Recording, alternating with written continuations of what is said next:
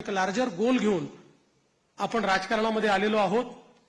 केवळ पदांकरता, केवळ आपल्याला कोणीतरी मोठं करावं याकरता आपण राजकारणात आलेले नाही आहोत.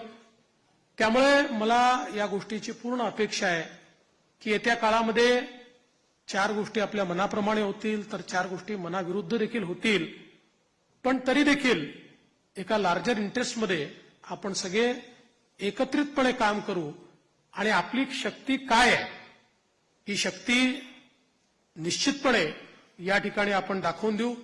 आज या निमित्ताने पुन्हा एकदा आपल्या सगळ्यांचे आभार मानत असताना महाराष्ट्रातल्या दीन, दलित, गोर, गरीब, आदिवासी, शेतकरी, शेतमजूर, महिला, ओबीसी, अल्पसंख्याक सगळ्या समाजाला या ठिकाणी मी आश्वस्त करू इच्छितो की महाराष्ट्राच्या सर्वांगीण उन्नतीकरता, महाराष्ट्राच्या प्रगतीकरता 24 तास आमचं सरकार काम करेल आणि महाराष्ट्रातल्या सामान्य माणसाच्या आशा, आकांक्षा, अपेक्षा या निश्चितपणे पूर्ण करण्याचं काम आम्ही करू.